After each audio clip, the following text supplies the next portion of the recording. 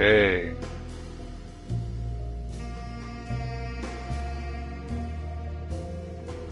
Let me try to get this settled.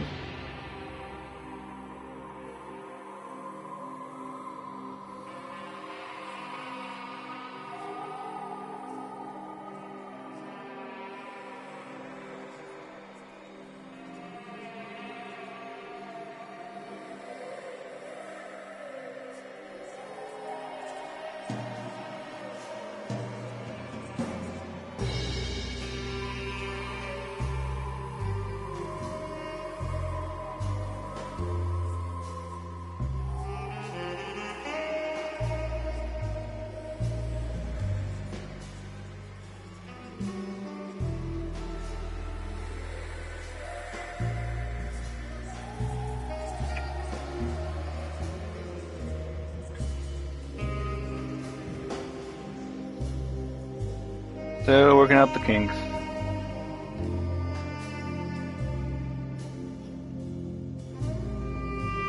Still working out the kinks.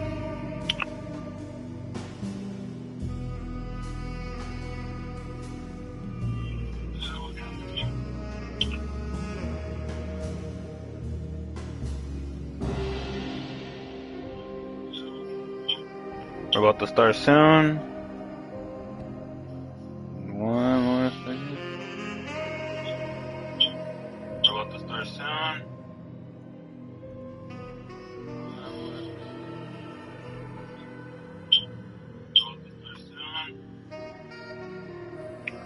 All right.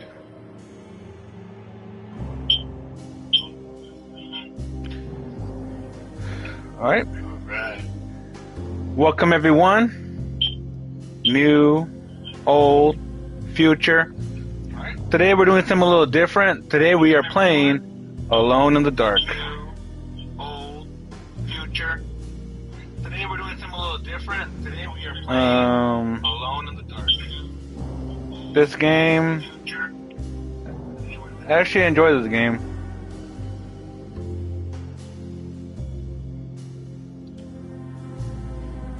Sorry for the little lengthy setup process. I was setting up my chat. So, I'm pretty much set up everything. So without further ado, let's get into Alone in the Dark. Thanks for joining me. Let's do this. We're gonna go with standard. And probably modern.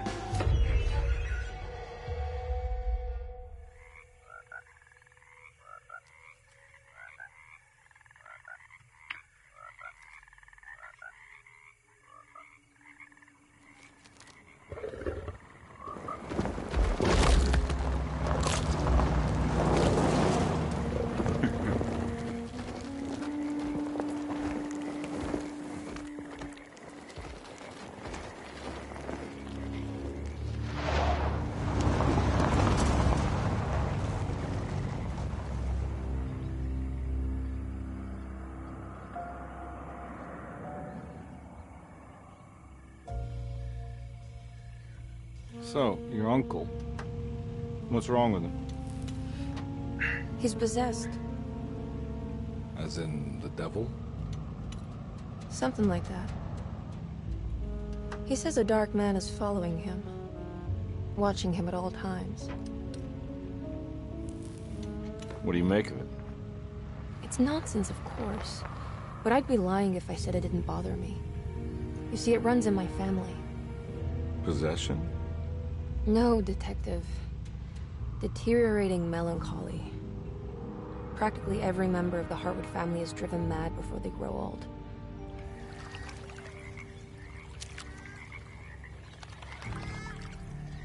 But Jeremy didn't kill himself.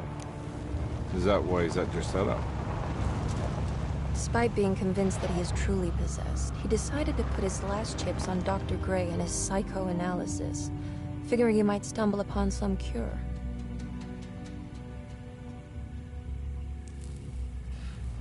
You mentioned the letter. I I received a disturbing letter from Jeremy accusing the staff and all the other patients of being involved in some cult. And now they are also out to get him. Could it be real? Or is it all just in his head? It's a story he tells himself, Mr. Carnby. Anything to avoid the truth. Which is? That we're all terribly insignificant. That people mean so very little to one another. That there is no one out to get Jeremy Hartwood because he isn't worth getting. Here we are.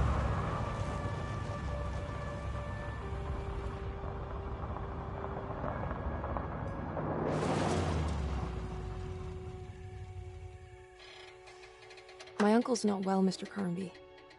I want to make sure he's all right. Then what's my part in this? You couldn't get a cab? I just wouldn't feel safe going alone.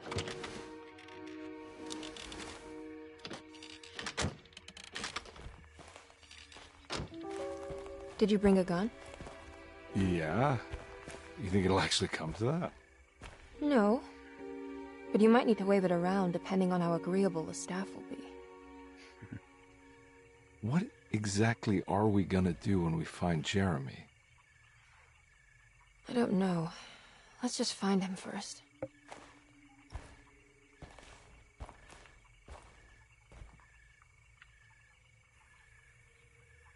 Alright, so I think we're gonna go with Jodie Comer, Emily Hartwood this time. For our first playthrough, I'm gonna go with Edward Carnby, played by David Harbour, my dog. Alright, let's go.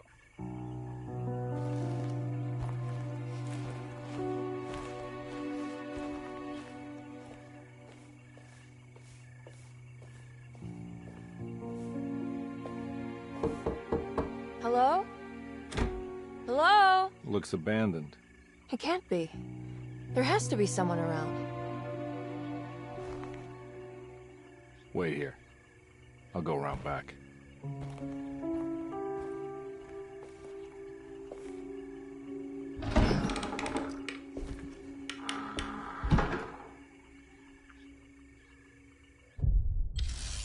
Chapter 1. Breaking and entering without a warrant. Alright, here we are. Alright, let's see. Look for a way inside the house.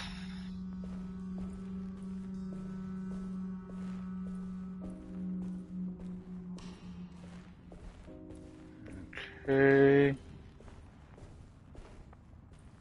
Something here. Flashlight or a key? Now what do we got here? Flashlight.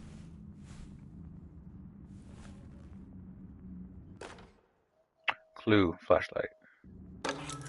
And a key. Kitchen, garden key. Let's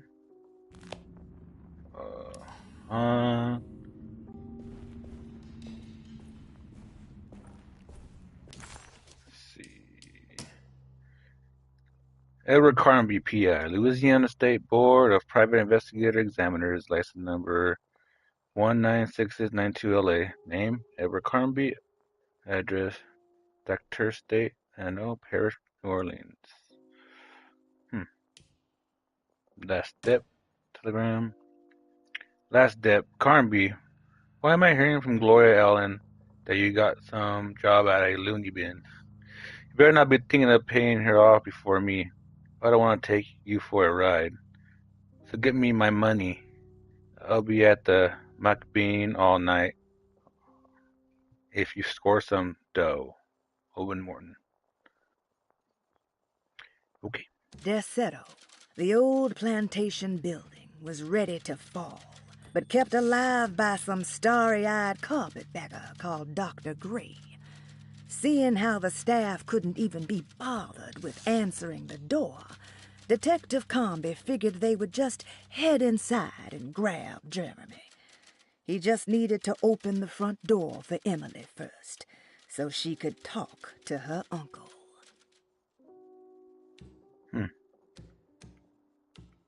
Okay. I didn't know that had dialogue. Alright, so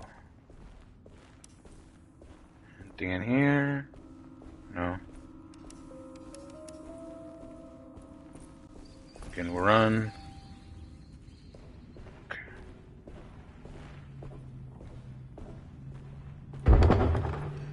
Oh.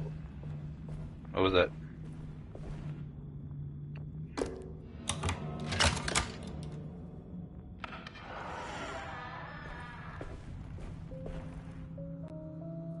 What do we have here?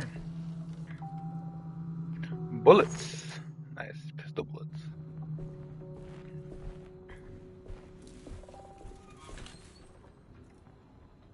The beady eyes in there.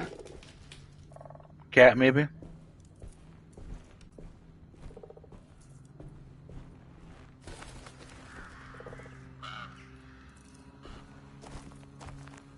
Nah, I'm not getting in there. Chain door. We need some bolt cutters for this one. I'm gonna be looking all around for any clues, so just bear with me. Try not to stray too long.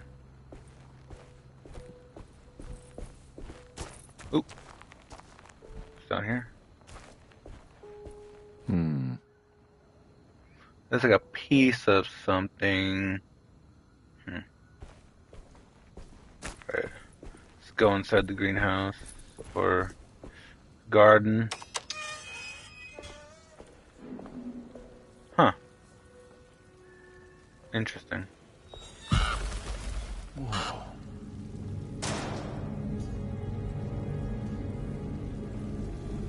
I did not see where that came from.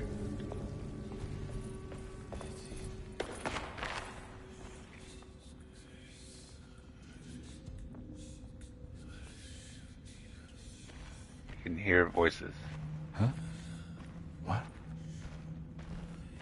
Is it the tree?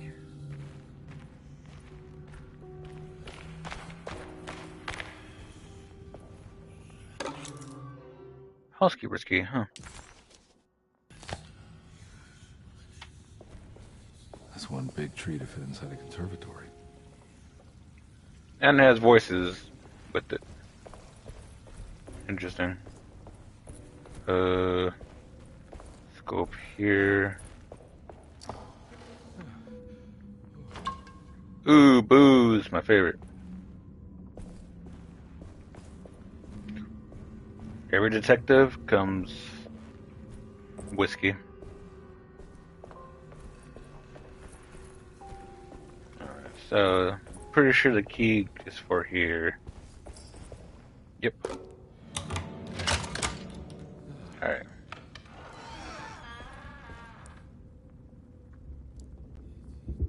Find the front door and let Emily Hartwood inside. I'm coming, Emily. Just let me snoop around and ransack this place. Nothing here. What's this? Don't mind if I do. More booze. Can't go wrong.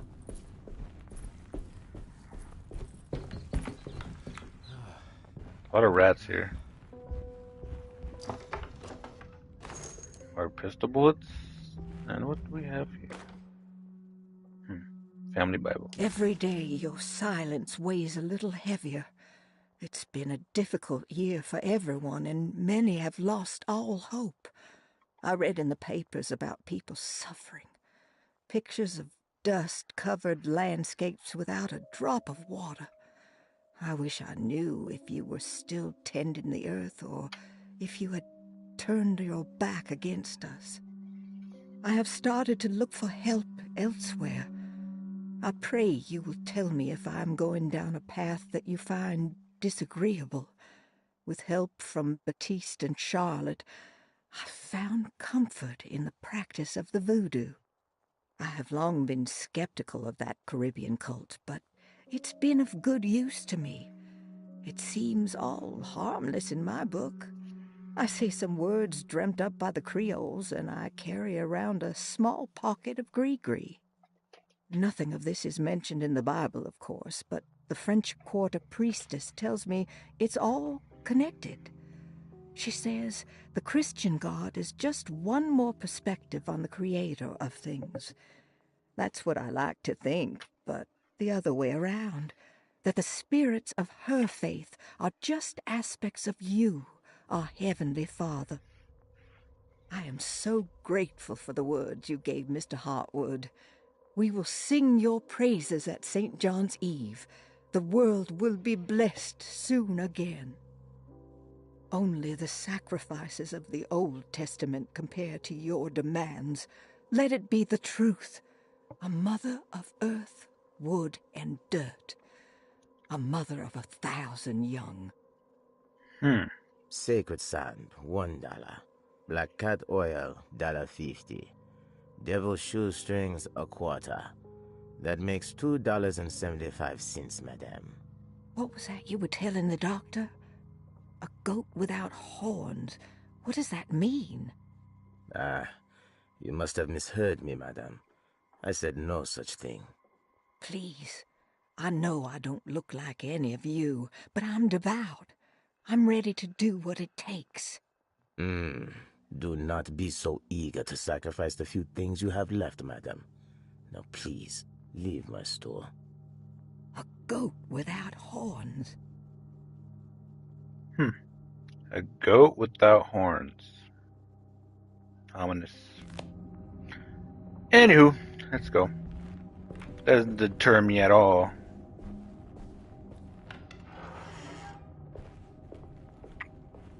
I want to take a close look at your environment. Store. Alright.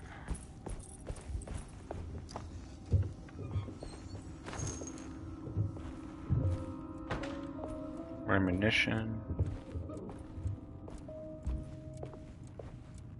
Yummy. Yeah, a bunch of bullets scattered around here. And a loony bin?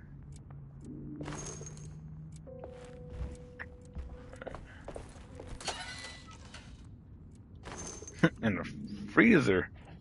That's a new one.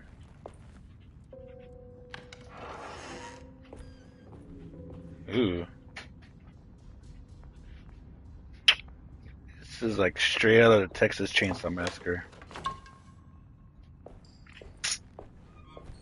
What if Leatherface is gonna pop out somewhere? Ooh. Rat poison. Hey, Great Depression. What was that? Essential items can be found throughout the game. Playing these sets will uncover forbidden knowledge and sometimes even more. Interesting. Alright, we're done in here, I think. Yeah. Alright, so. I don't think. Oh. Oven?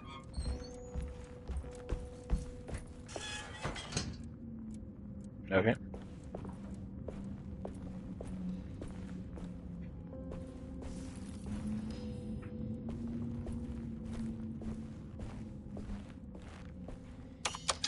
Ooh, it's open.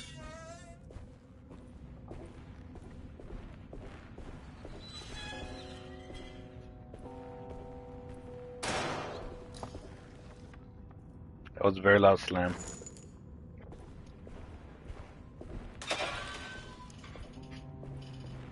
Nothing. What's over here? Streetcar ticket.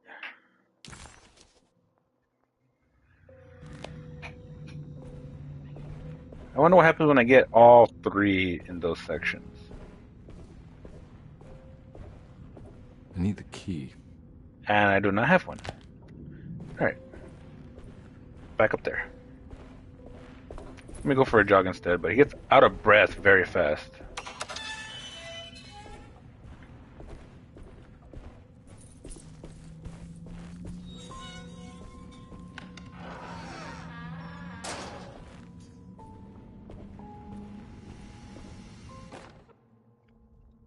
Sabotage. Please do not touch the boiler. It is working after all. While the sabotage has caused a leak, only the decorative plate has been completely ruined. Let's wait for Mr. Chance to turn up and he can take a look at the leak. Mr. Waits. that the name of the boiler, or they're gonna sabotage something? Huh. That doesn't look safe. Of course it does. There's something missing. A valve, maybe? Mr. Obvious? Huh. I'm missing a piece. I know that'll come in handy later.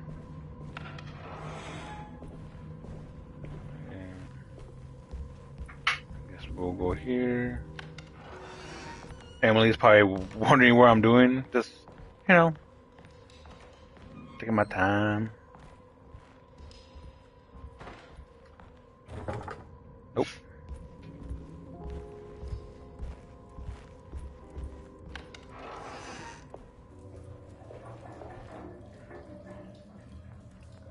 Marvelous science.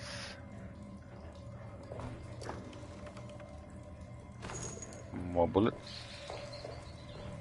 Ew. Rats. No clean. A little bit of a reflection.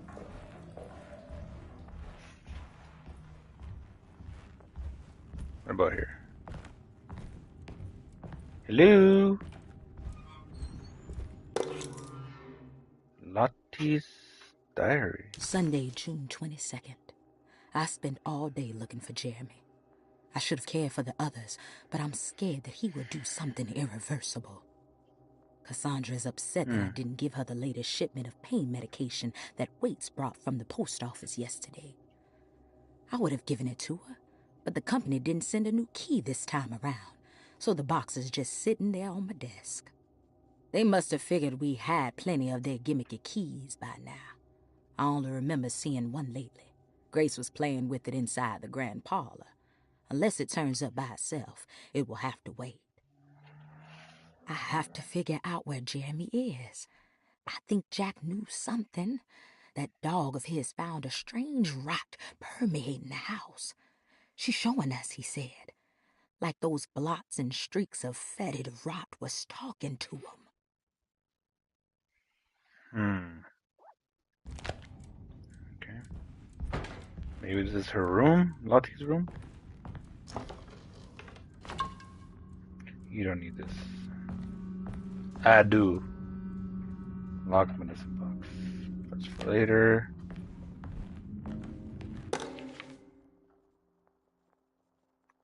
Tercetto floor plans. Nice, a map. Now I'm here. And I need to go all the way over there to let Emily in. And there's a key. Piazza key? Nice.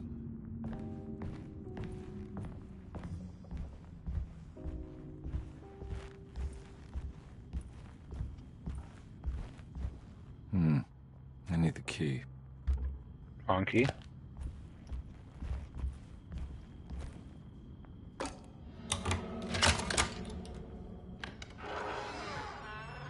That's right.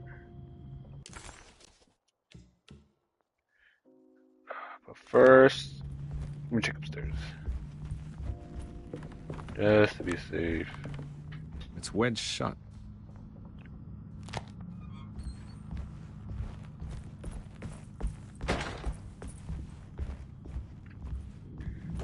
Looks important. Private, no entry. Well, if they have a sign like that, I am pretty sure it's important. I really hate when the doors close because I think something's like coming in.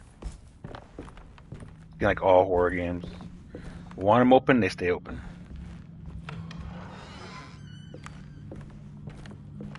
Is that blood or part of something? Darn crows.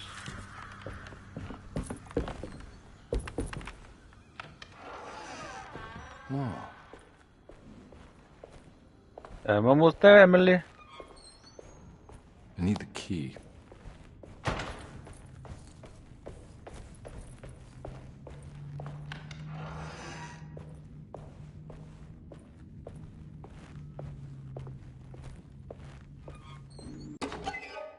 Rubber stamp. Lost children.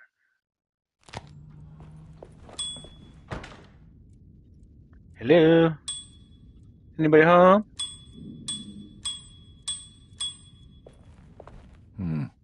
I need the key. Guess not.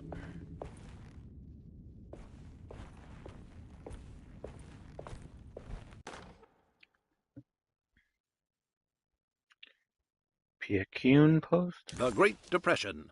President Hoover raises tariffs on over 20,000 imported goods in an act to protect American labor. Following the collapse of the Wall Street stock market on October 24 last year, American industry has suffered greatly. Thousands of companies have gone bankrupt and left a large part of the American workforce unemployed. In an attempt to turn the tide, the Smoot-Hawley Tariff Act has been signed by President Herbert Hoover. By regulating commerce with foreign countries, the government hopes to encourage the industries of the United States to compete with cheap foreign imports. Superstition on rise. New Orleans voodoo stores and spiritual mediums see increased profit during troubled times. While the market has faced hard times ever since Black Thursday of last year, voodoo doctors and snake charmers see significant rise in number of customers. With the coming Eve of St. John on the 23rd, the police expect increased cult activity around Bayou St. John, the southern shore of Lake Pontchartrain. Voodoo rituals in that area on the Eve of St. John have a long tradition reaching back to the first snake worshippers brought as slaves from West Africa. During the 19th century, its practice was popularized by the legendary Marie Laveau and has since been embraced by many of the Creoles and the surviving aristocracy of the French Quarter. Author seeks asylum. Rumors regarding author Cassandra Beauregard making Derceto her home verified. Derceto Hospital is an old plantation building on the eastern shores of Lake Pontchartrain. While often considered an asylum for the insane, residing Dr. Elmore Lee Gray prefers to think of it as a convalescent home, a place where you can go to rest. The patient list is kept secret, but thought to include many of the black sheep of wealthy families, because at Derceto, treatment does not come for free. Local author Cassandra Beauregard has now been confirmed by her own admission. She's been lauded as a powerful Creole voice and written many successful books. Lately it was reported from Hollywood that she has finished a moving picture manuscript titled Slaughter Gulch. That film is set to hit the theaters next year. Can't wait. Alright. Oh, a long one.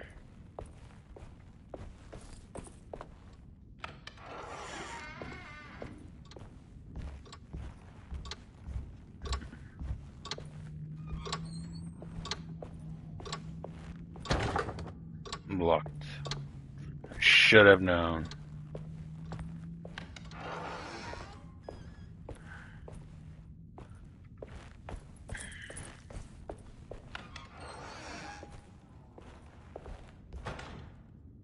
I'm coming. I'm here. Come on in. Thanks. What are you doing? Who are you? Whoa, pardon me, excuse me. My name is Edward Carnby, private investigator. I hope you don't mind we let ourselves inside. I do mind. This is private property. You can't just barge in here. I'm sorry about all this, but I'm looking for my uncle. It's urgent, and no one was answering the door. We can't hear you knocking anymore. None of us can. Who is your uncle, darling? Jeremy. Am I right? She has that Hartwood gloom, doesn't she? That's right. I'm Emily Hartwood. I just came to make sure my uncle is all right. Well, he is unavailable right now. You will have to come back another day. Unavailable how? Is he sleeping? We can wait. He's lost. Don't I know you from somewhere? Who's your man again, Miss Hartwood? My name's Edward Carnby, private investigator. Splendid. Enough! All of you, get back to your rooms. McCarthy, keep your eyes on the child. And you two, please leave immediately. Look, we're not here to cause any trouble. Just let us see the old man, satisfy the curiosity of my client here, and we'll be off. Jeremy has gone missing.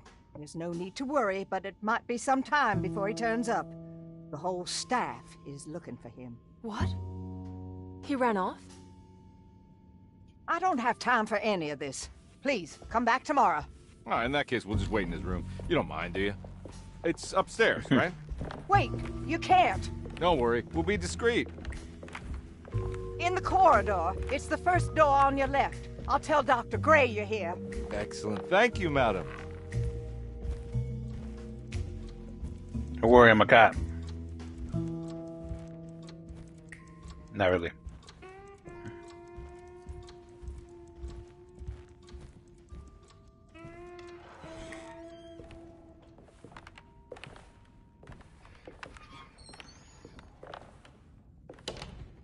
All right, here we are.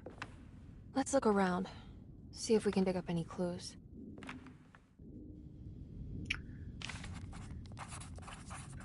Search Jeremy's rooms for clues.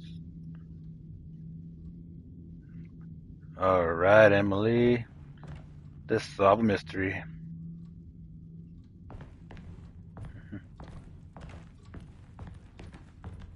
I see ya.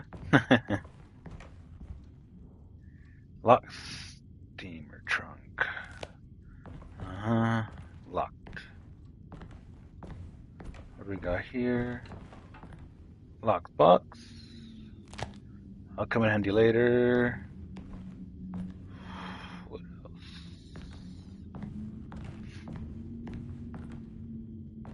Oh. Anything important I should look out for? Did he keep a diary? Not that I know of, but it wouldn't surprise me. You mean the diary on the table over there? Quite the artist, your uncle. Paintings, sculptures. I don't know much about modern art, but he seems dedicated. Jeremy is a fairly well-known landscape painter in New Orleans. You've probably seen more of his work than you realize.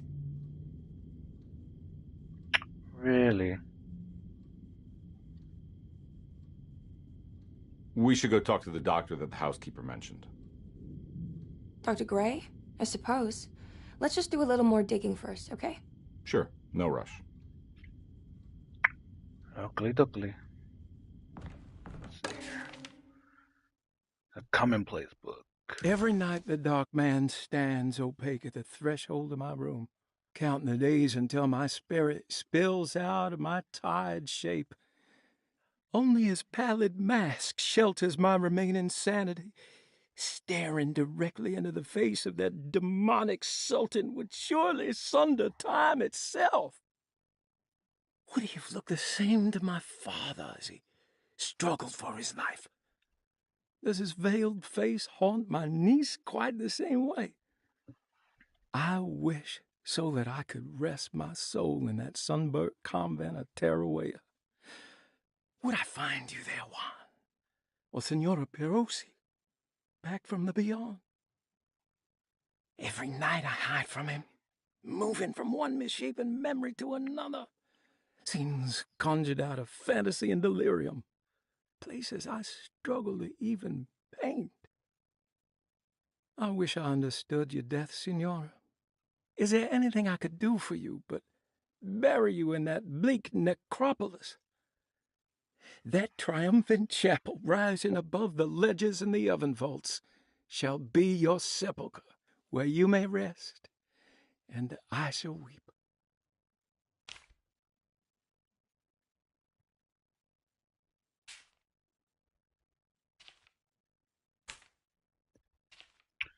Dark man offered me prison, and I accepted.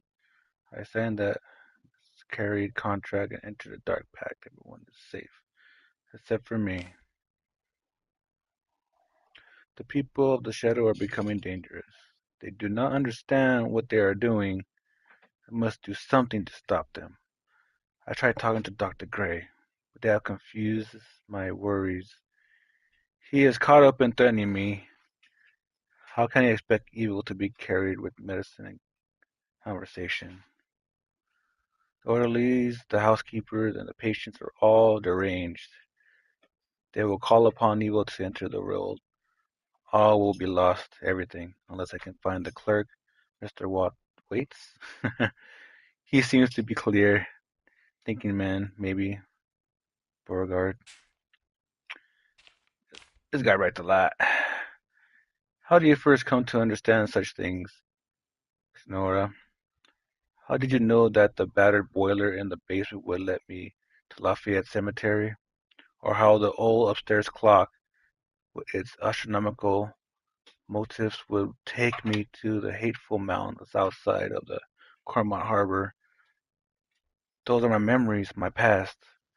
Is there perhaps a chance, if ever so small, for me to see Trolia? I want that more than anything. Please let my talisman take me there. Let me sit with Juan under the Wohai tree. Desperate having sold me that talisman, despite Miss Jackson, the voodoo priest, revealed none of her secrets to me. That's why I had to travel to Tonker. Instead, she's cruelly told Bestie, my caretaker, that he would be betrayed and killed in the most awful way, that the one he loved would pierce his thigh with a sharp spear, and that he would be devoured by his own mother. What a terrible thing to say.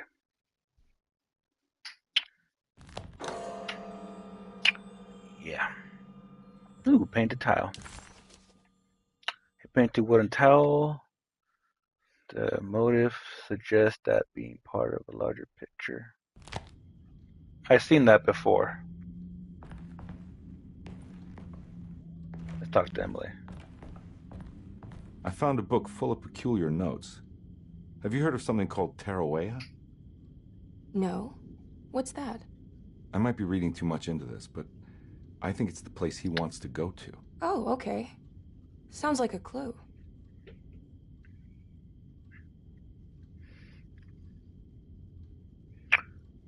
Huh.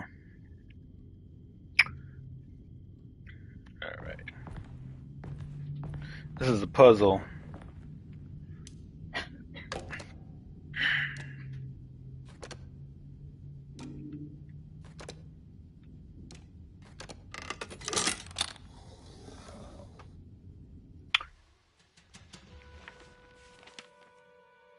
Hey, you know anything about this? Looks like some sort of talisman. No, I don't. Oh, help me out here, will you?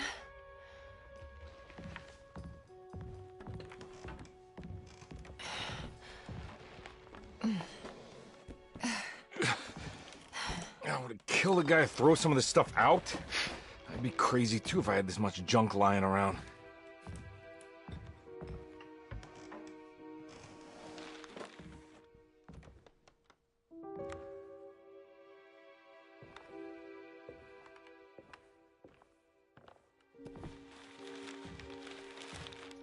What is that you got there? Oh, wow. Ooh. That's striking. I want to save this one.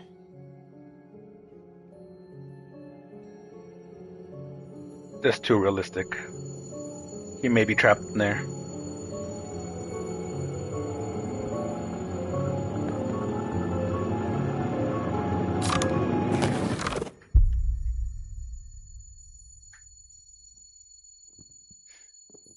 All right, come on. I want to go see Dr. Gray.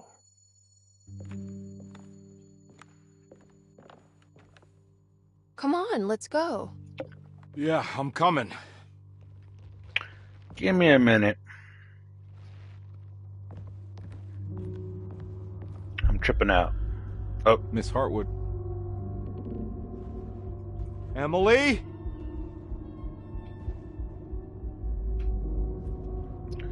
Something's fishy.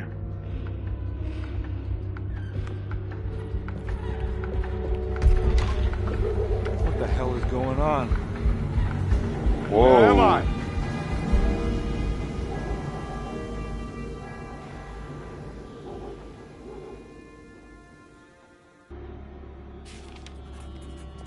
Investigate the corner store. That's, Hotel St. George. This is the French Quarter, no? Huh. Still locked? Yep. Alright, let's find a way outside. Oh, that was weird.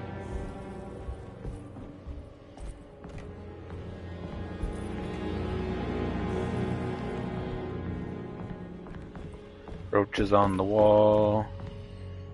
Let's go outside.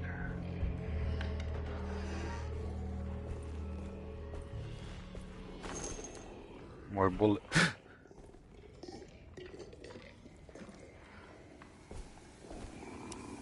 Oh, nope. Can I...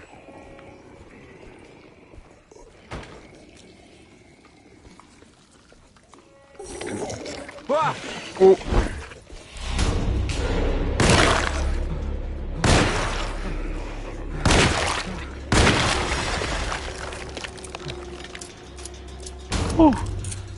Alright. There's another one somewhere. I did not expect that one. It kind of got me. Alright. Let's see.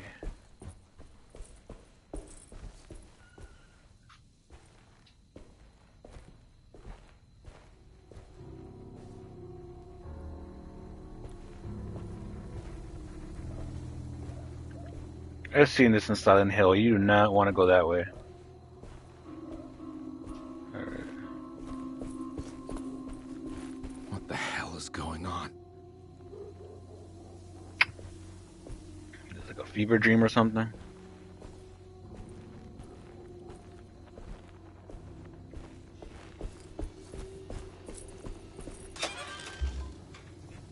Nope. It's full.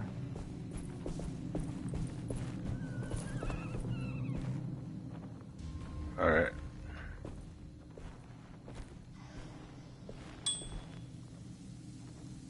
Don't do that.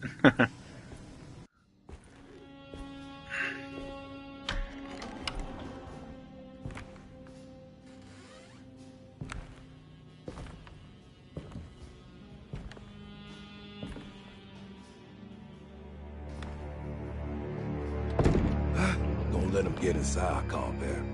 They're not the good kind. Are you... Is this your store? There are no owners here. We both strangers in Jeremy's store. Jeremy did this. How? The pact with the Dog Man. Jeremy warned us, but we didn't think much of it. I'm Detective Edward Carnby. I was hired by Jeremy's niece to find him. Oh, yeah? How much she paying you? $150. She's sure getting her money's worth tonight. Are you a thinking man, Compare? No, not if I can help it. It's Carnby, sir. You know, I think Jeremy's hiding in a way we can't find him. He has this juju necklace that guides him. The talisman? That's right. It's some magic charm he got from Miss Jackson down the street. The voodoo priestess? You know surprising things, Compare. Yeah, the Mama Loa. Here, take the key. I locked the gate to save her place from all the ghouls and goblins getting inside. Maybe if you go there, you can find some clues to show you the way. Thanks. I'll have a look. And it's Carnby, sir.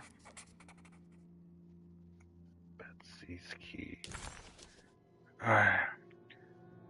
There are 3 keys on the chain. One that opens up to Miss Jackson's place in the French Quarter. Yeah, I figured as much. Then there are 2 belonging to Dressetto. One for the clerk's office and one for the library. That's the ones I needed. Alright. Find Miss Jackson's place to learn more about Jeremy's whereabouts. Preserve reptile. A goat without horns. Where have I heard that before? In the beginning, maybe?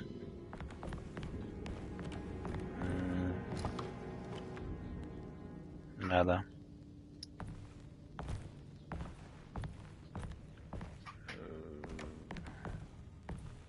I'm not gonna go outside just yet. Let's see what we got in here.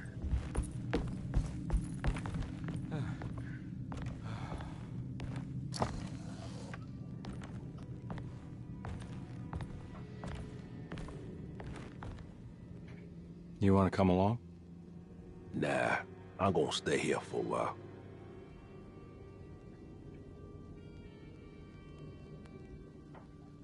Anything I can do for... Sorry, I didn't catch your name. Baptiste. Just tell my sister Lottie I'm alright if you see her. Baptiste.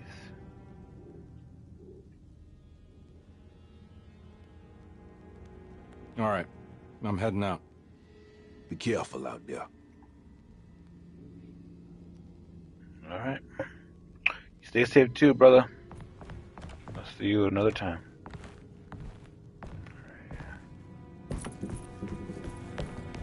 All right, let's go.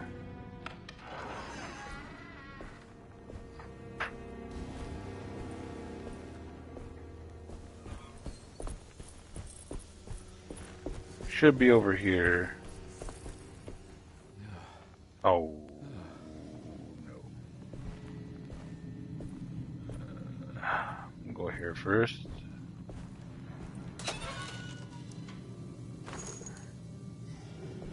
Ooh. Got a pipe. Hey. Oh, snap! Oh.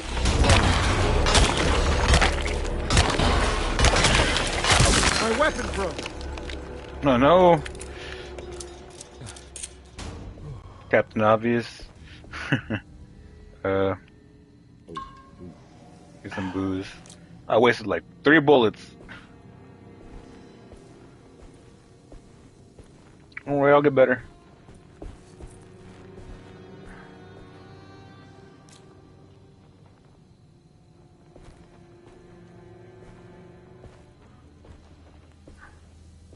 Oh, I can't go faster. Alright, let's see if I can.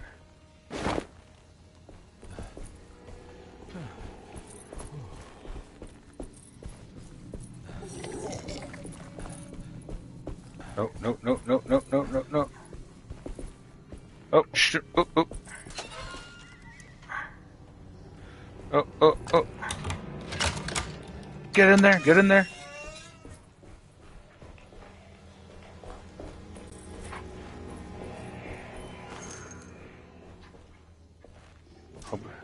Oh, he's following me.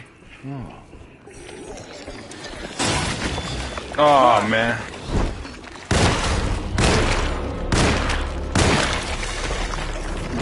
Oh.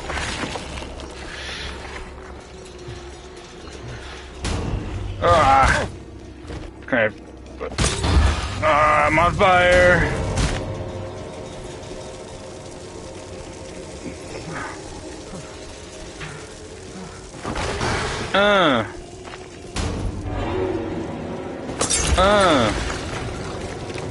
Aha. Damn, I'm all crispy. Whoopsie. What's that? I can't grab that. Ooh, I hear them. Anything else over here? That was a very, very failed stealth. Alright. Oh, that's dodge. My.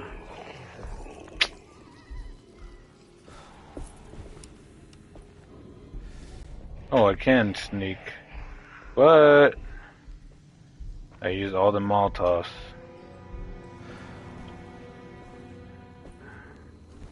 That's not cool.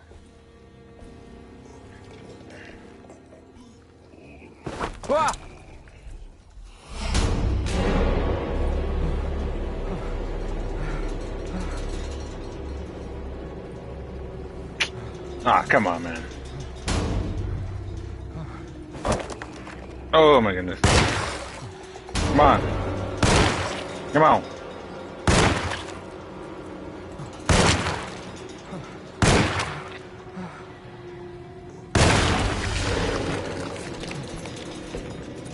Clearly was in my way. Alright. Oh!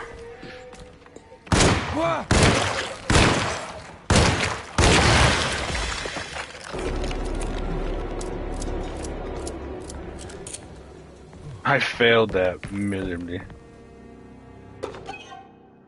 Juju. Sin City.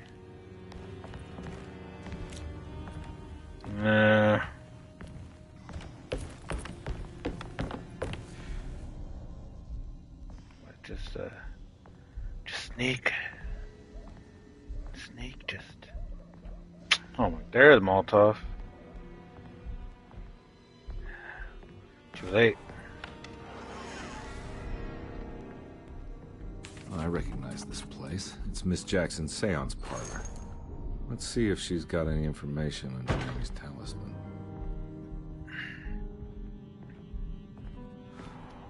No more sneaky sneak.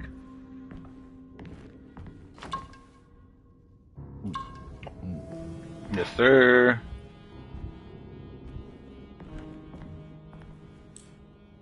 It's the talisman, like the one in the painting. Talisman. Nice. An old talisman shaped over centuries. The engraving of the numbers looked to be less than 100 years old, but the base could be from antiquity. The polished black sunstone in the middle has a glass finish and occasionally gives the impression of hiding a picture within itself. Ooh. That wasn't here. I think it's meant for the talisman. Oh, no, not yet. Oh, no key. Alright, let's do it. I think it needs numbers, like coordinates. Maybe there's something in Jeremy's notes.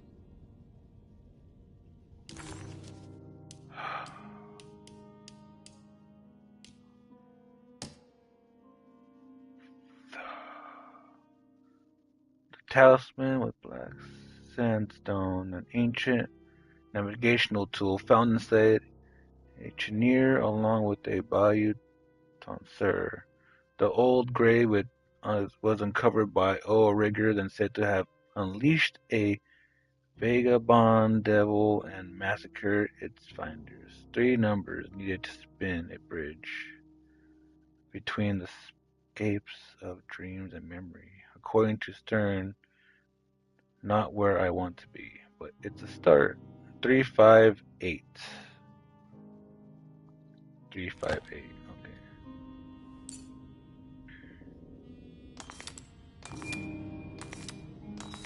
Let's see. 3. How do I move it?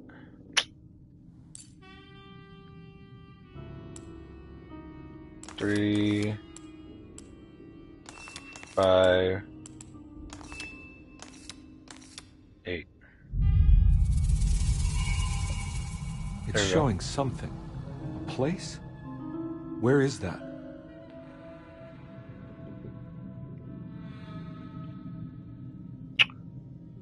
It looks here.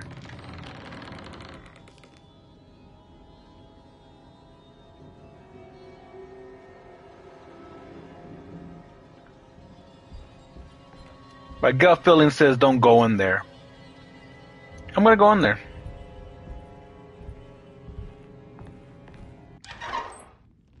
Detective, I was wondering when you were going to show up.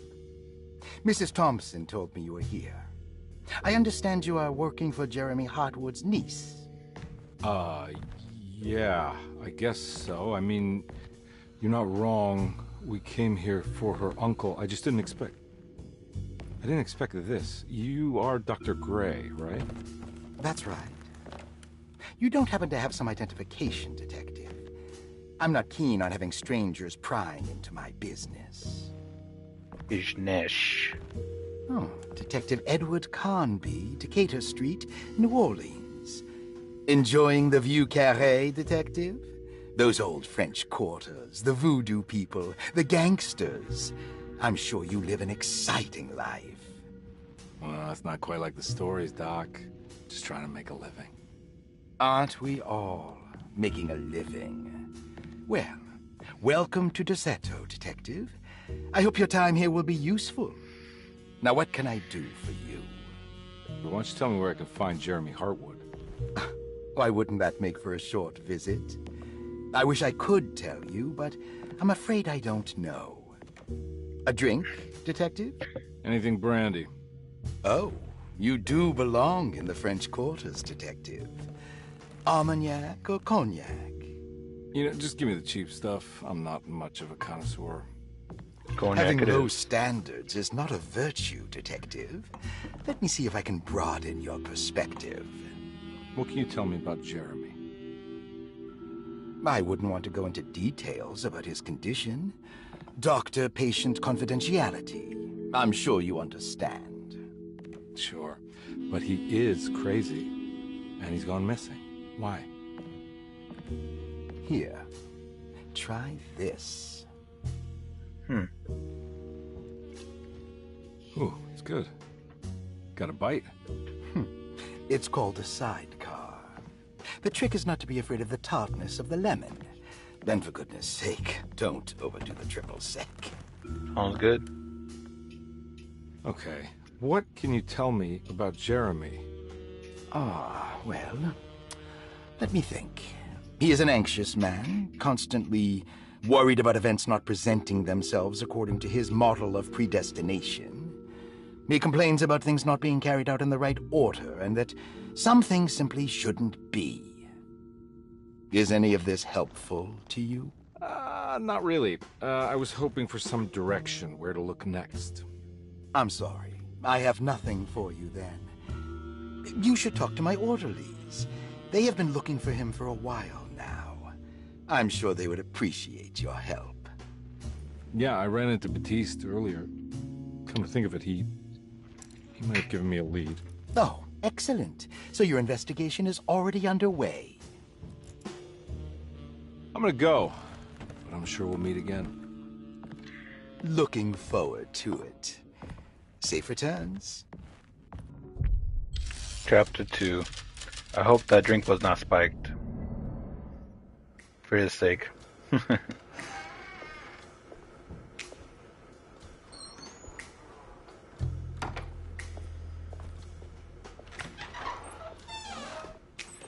Detective Carnby, where did you go? I was just talking to Dr. Gray. You disappeared. No, it's not what you think. Have you found anything strange going on here? Yes. Everyone is being incredibly evasive and I can't figure out why. No, I mean something you can't explain. Paranormal, even. Detective, I really need you to get yourself together. I can't do this alone. Forget it. I'll figure it out. Do you want to come see Dr. Gray? No, I want to try something. With this talisman, I think I can follow Jeremy to the place he mentioned in the book. What was the name? Do you remember something Spanish? Tarawea. Yeah, that's where I need to go. Detective, are you gonna be all right? Yeah, of course. Go talk to Dr. Gray. We'll rendezvous later.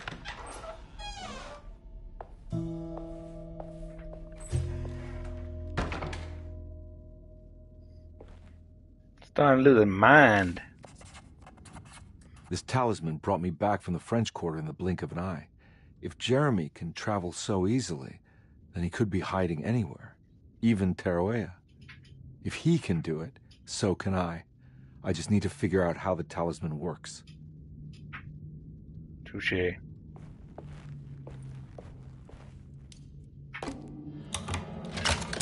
Open this one. Coming in. There's a lot of clues in here. Broken plate. Paul, you're right about the plates on the boiler and the clock. They have been sabotaged, and I think I know who did it. They have something to do with Jeremy's episodes and how he seems to disappear at night. Right now, it's important that you keep an eye out for any of the pieces. I want to find out if I can repair the plates. Let me know if you find any of them. Lottie. Tell Lottie to take a look at the well in the kitchen garden.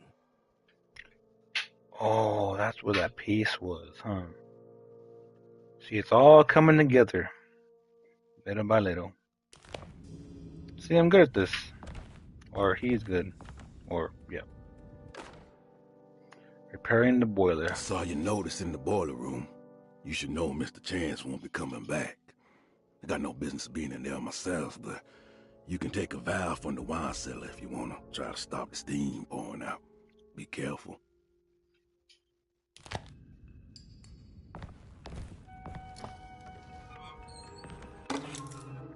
Room key number 6.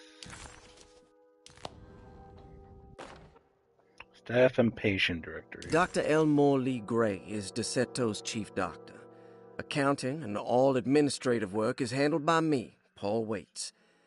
Magdalena Thompson, or Mags, is responsible for the household.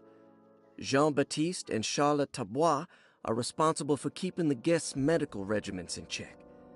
Finally, Jack Chance is our gardener, who can occasionally be seen in the conservatory, but is for the most part busy outside. There are currently 6 guests at DeSeto. Malcolm McCarthy and Ruth Tallant reside on the first floor. Jeremy Hartwood, Elisabetta Perosi, Grace Saunders, and of course, Cassandra Beauregard live on the second floor.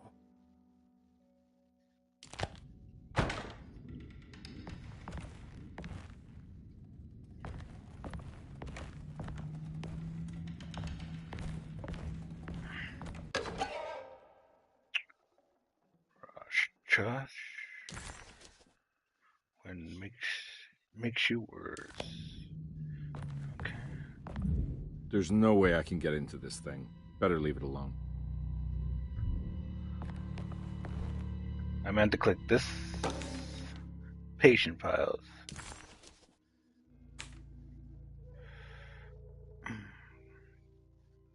Cassandra Beauregard, 47, female, room number 8. Responsible party, Mr. Frank Chardot, literary agent, address Jackson Square, French Quarter. Reason for admission, Cassandra suffers from writer's block and needs to finish her moving picture script before the end of June. Mr. Chardot suggests Cassandra's heavy use of barbiturates is holding her back and risks ruining her life. Ooh, she's addicted. Personal history, Cassandra Beauregard is a beloved crime author who managed to pour herself out of poverty and into stardom. 5 years ago, she tried killing herself by jumping off a balcony. The incident left her a crippled and now relies heavily on her wheelchair. Sad. Diagnostic impressions, Cassandra suffers chronic back pain following her suicide attempt. She self-administers morphine to keep herself blanked, but has become addicted and the desire to affect is now lost. The drug abuse clouds her mind and she is unable to focus on real life. To save herself from the insight, she instead makes up stories to fill out the gaps in her own thoughts process, resembling the Korsakoff syndrome. Treatment plan. First off, she needs to be weaned from her drug addiction and hope it will resolve her compulsive lying. Then look into permanently numbing her pain in her back through surgery. Finally, dealing with her suicidal thoughts. Date of admission, March 15, 1930. She is character, that one. Grace Saunders, 11, female, room number 7. Responsible parties, Mr. Gabriel Sanders' mother. Address, Orleans Avenue, City Park. Reasons for admission. The mother insists on a strict supervision by a proper gentleman to avoid further perversions of Grace's absence. Personal history. Grace's family possesses modest wealth and status. Her childhood seemed ordinary, spending most of her time with private teachers and family friends. Grace's father recently passed away, leaving her mother the sole caregiver. Diagnostic impressions. Grace has trouble dealing with her father's death. She is willingly suppressing her feelings on the matter and isn't properly acknowledged the trauma she suffered. Treatment plan. Grace needs nothing out of the ordinary. She simply needs parental guidance. Eventually, we can work on her feelings towards her father. Date of admission, December 16, 1928. She doesn't seem that bad, I guess. Malcolm McCarthy, age 54, male, room number 1. No responsible party and no address. McCarthy admitted himself to the shadows, stating simply that he needs some damn rest. That bad you gotta send yourself to a mental institution? I mean, whatever helps you. Personal history. McCaffrey claims he used to work as a lawyer in Baton Rouge, but says he can't go into detail because of some legal disputes. His background remains largely a mystery, except for the occasional clue that he dropped in conversation. Fishy. Diagnostic impression. McCaffrey is an anxious man and alcoholic. There you go. That's the problem. He often tells half-truths due to some deep-seated inability to trust other people. Treatment. McCarthy will take some time to open up. Spending time with Jack's dog or the child should be good for him. Their harmless nature will help build his sense of trust. Date of admission, May 19th, 1929. I mean, we can work with him. Elizabetta Perosi, 33, question mark. They don't know her age? Female, room number 6. No responsible parties. Naples, Italy, family home. Reasons for admission. Perosi broke into the shadow and was found wandering the grand parlor. She was confused and suffers partial amnesia. She insists she belongs here and offers to pay for her stay. Okay, now she definitely has a problem. Personal history. Perosi claims to have been a member of the Astar artist colony some 20 years ago and claimed that seemed conflictual due to her young age. She looks to be even thinks she is 33 years of age. That would make her a child at that time. Seems fair to say Perosi's story is untrue, deliberately so or not. Diagnostic impression. Perosi's story is particular because she's retracted her story about the artist colony. She no longer claims to be the same person as Elizabeth Perosi. However, my staff research has confirmed there was a Perosi that time who was in her early 30s. Connect the dots. Treatment plan. I wanted to contact the real Perosi, but it seemed that the whole colony disappeared one night, September 29, 1915. During a hurricane, I will have to take it slow and figure out what this spells of impersonation could have been. She's impersonating someone. Why? Date of admission, November 21st, 1927. It's getting more interesting the more I read through all these. And lastly, Ruth Talent, 29, female, room number 2. Responsible parties, Mr. Etienne Talent. Father, address, Burgundy State, French Quarter.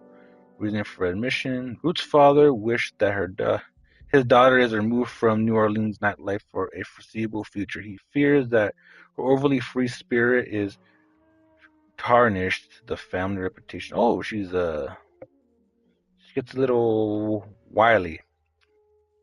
Personal history. Ruth comes from considerable wealth. Her family owns several hotels and restaurants.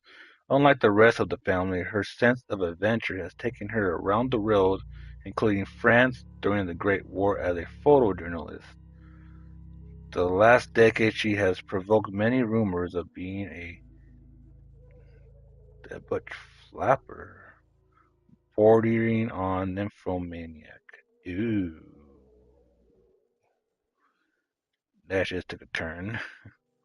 Diagnostic impressions. Despite her father's frivolous reasons for her to be admitted, Ruth does seem to provide an interesting case. She is refreshingly open and doesn't shy away from talking about her life during the war, or her continuous celebration after returning back to the States. She is eminently a sexual deviant and feels no remorse. She is crazy. Treatment plan. Simply staying at the Shadow should do wonders for Ruth. If not, at least for her family's reputation, Ruth does not need to change, but with therapy, I might be able to share with her some sympathy towards her family. I doubt she will settle down and become as dull as the rest of them. But at least she might try to become more discreet in the future. That could probably help. Date of admission, July 1st, 1928. Looks like all the patients are accounted for, except for Jeremy.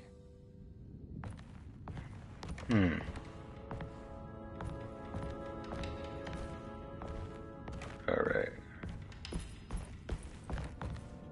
I need the key.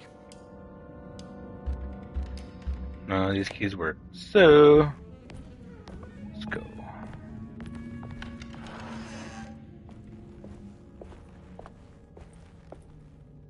I just came from there.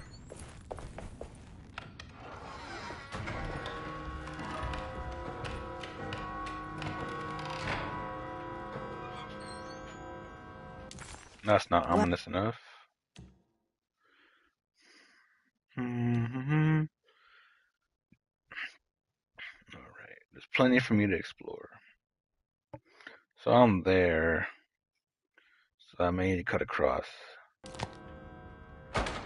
Oh, there's traps there.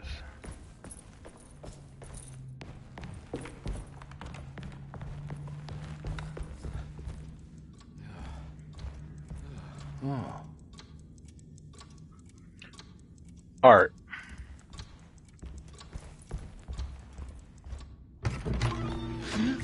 Yeah, sorry, Detective. Didn't mean to obstruct justice or anything. That's fine.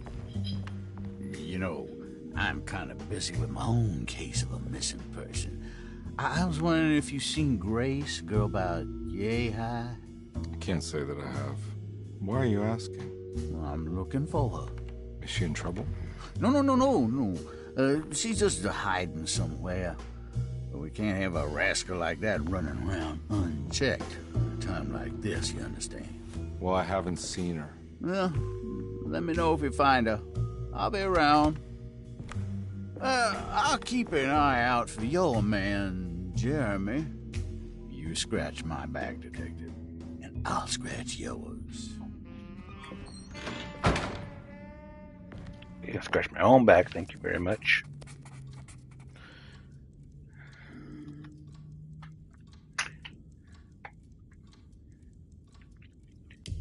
Alright. Alright, everyone, I'm going to end the stream right here.